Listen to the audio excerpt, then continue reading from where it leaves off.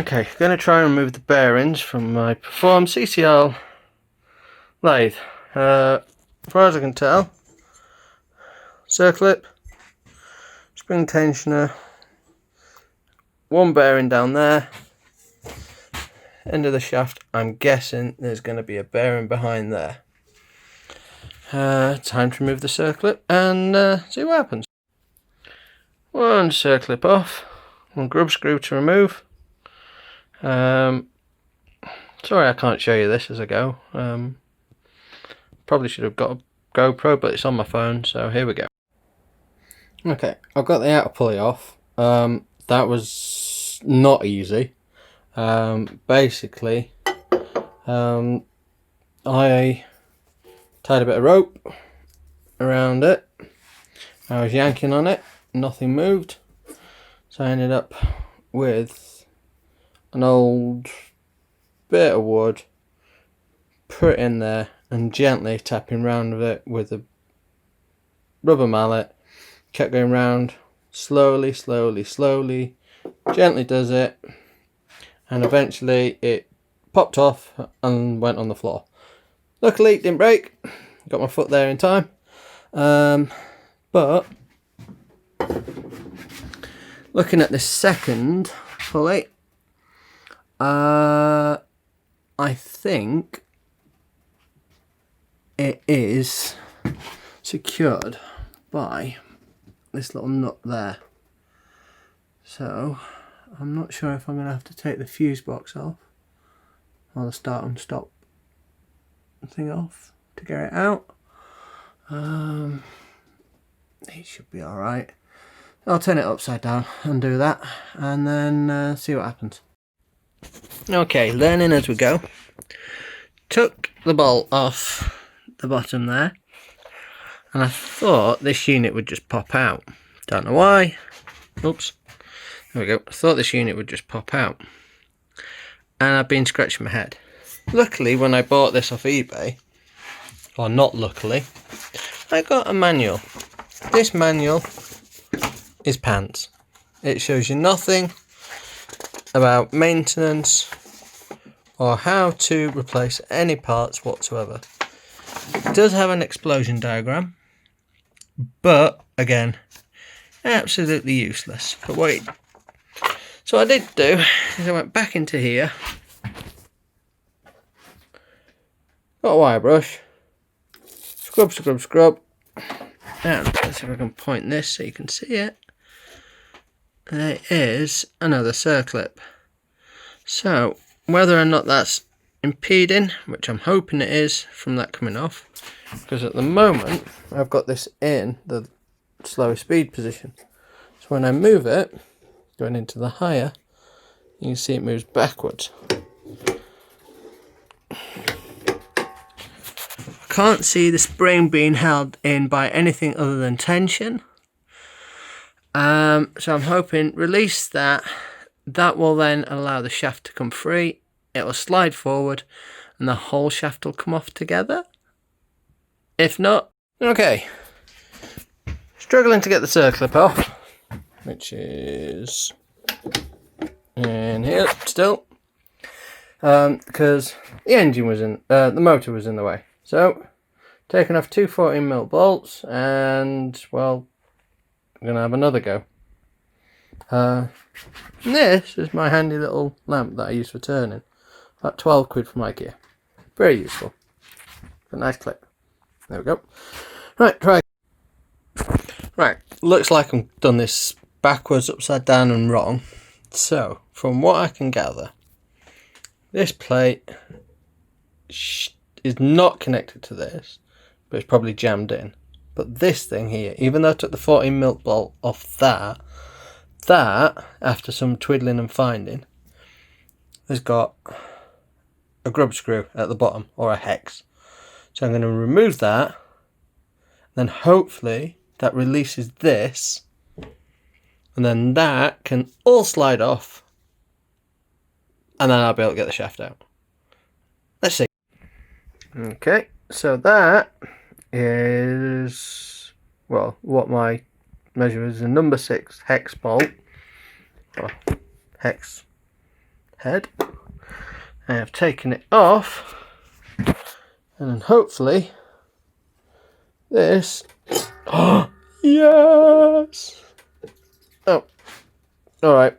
Probably have some wiggling to do, but that is 99% out. But I need to undo.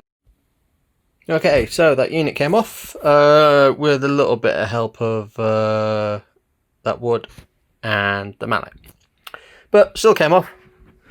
Now we have this. So I already took off previously, because I didn't know what I was doing, the circlip and these two washers. I've taken out the key clamp there. Hang on, I'll just get that.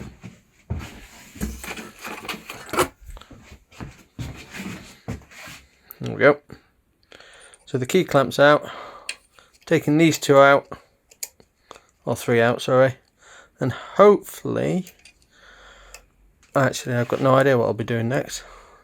That should be all the retaining clips off there. So that means I should be able to push that out somehow. I'm guessing it's going to have to go that way, but we'll wait and see. Okay, giving it a few hits with the mallet, I can see it's now moved. So I'm going to take these washers off and the circlip, and then just whack that through. Okay, that was really easy. Just bash that through with a rubber mallet, and there it is. Now, how the hell do I get these bearings out? And also, when I got sold the bearing package, I only got two bearings. So there's one bearing there, one bearing there, and there looks to be a bearing in there.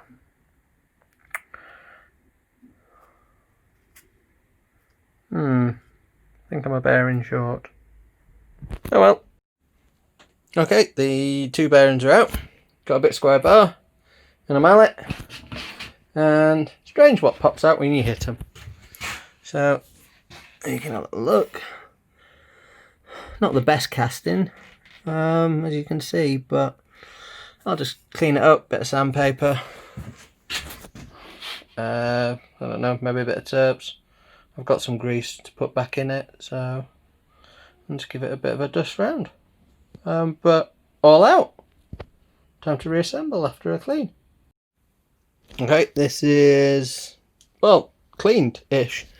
As cleaned as it's going to get anyway. There was a load of grey sludge. You can just see some down here, or grey powder. I think that's just where the belt's worn over the time, and it just gives you that kind of almost really fine sand dust type. So I'm going to unpack the bearings, grease them up, and put them in. Now got nice new bearings. So what I did was got a bit of this engineering grease that I stole from work. Well, no, it was given to it by our engineers, because I only needed a little bit. Then I got the old bearing, wrapped it in a tissue, and then used Old Faithful rubber mallet to bash it in. Nice and easy, gentle taps, it went in no trouble. Now I put the shaft back in. Alright, that was a lot trickier than it should have been. The second bearing, or the bearing at the back here, kept coming out when I was hammering it in, because the shaft is thicker just there. So every time I was hammering that end in, that one kept popping out, and every time I was hammering that in, that kept popping out. So what I've done is, obviously, well, you can see what I've done. I put a 1/16 nut on the end, which I use for glue blocks, and then put a bit of 2x4 on it, and then just whack the shit out of it. It's in.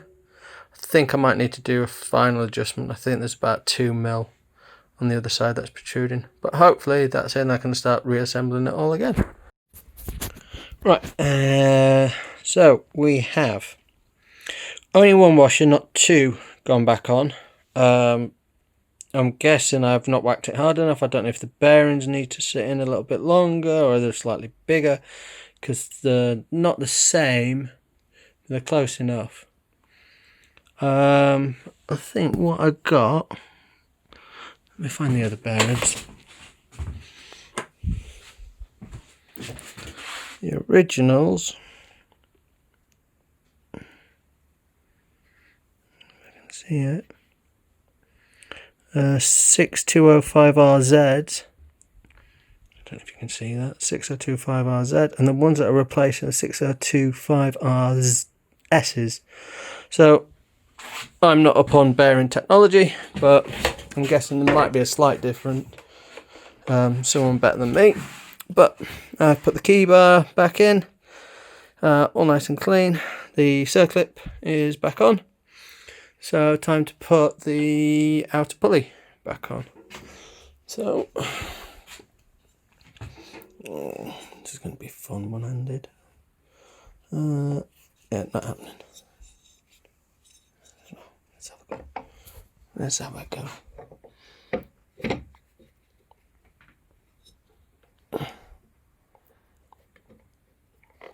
No, I'll come back to you. So that went on easy enough. Just cleaned up the inside track where the key goes, and put a light bit of grease on it, and it slid on really nice. Put the grub screw in, and then put the other one back on. Can't really remember. We'll find out. Okay, forgot to put the spring back on, but remember just in time. Then put the grub screw in and put the 14mm bolt back on. I'm probably going to mount the motor, sorry, not engine, and then put the last wheel on. Motor's mounted. I think I've got everything back on, apart from just the last plate, the belt and the circlip. So I'm going to put them on now. Okay, now I've got a working machine. So, quick review. Take the motor off, take the circlip off. Well, compress the spring, take the circlip off. Then that one there should slide off. That one there is held on by 2 grub screws. There and there. And that's it. But you've got a key clamp hidden there. Or key bar, sorry. So that may need filing. Because sometimes it doesn't slide properly and it'll all need greasing up. Headstock. Circlip. 2 grub screws. One there. One there. This pulley slides off again with a key bar underneath. Depending on how old your machine is, the last time it was serviced, you may struggle getting this off. I did, and that was just purely down to muck, grime and dust. Then the second pulley is held onto this mechanism here, which basically stops it from spinning round. That is held into, again, there's a circlip just at the back of there that holds that in. But you have, let's go down here, a 14mm nut. But what I didn't find out for a lot of time and effort is that's a grub screw. That whole bar comes off. That has to come loose for that mounting there. Oh, hang on, sorry. For that mounting there to slide off the pulley shaft. So once that grub screw is loosened, that pulley shaft slides off, the spring pops out. So then you have got, if we can see it, I'll just get my lamp. In there, on just about see it, I think. Yeah, you got another circlip. That comes off. Once that is off, the whole bar slides out that way. Oh, here. So then I had 2 pulleys left, sorry, 2 bearings to replace, one which was there and one which is behind that protective bracket there. Cleaned out the hole in the middle, greased them up, put them back in with a bit of help, put the spring back on and slid that in place. Now what I learned the hard way was to open it, the pulley system up, you need to be, there you go, in the high speed position. So this allows you to A, change the belt, but B, get everything in place. But for you to put this on to be in the right position, the pulley needs to be in the low speed for it to be in the exact position where you then tighten your grub screw up. So once it's in the low position, you tighten it up, then you move it to the high position, which then moves it to the back end up against here, which allows you to then put on your second plate to shove that in. You then put your circlip back on and then shove your plate back out to that, so that plate is then resting on your circlip, then tighten up your grub screws and then put on your belt. And there you go. That is how to change a belt, your pulleys and your bearings on a variable speed lathe China copy, perform CCL, Draper, Jet and any multi-tool Charmwood or any variation of. And now I'm going to put the case back on and put it back on my lathe and hopefully get turning.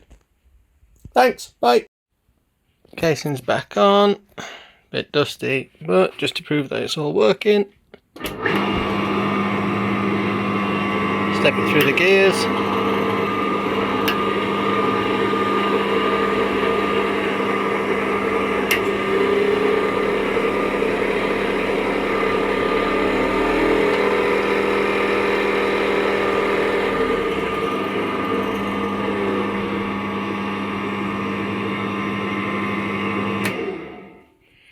There you go. One working headstock. Done.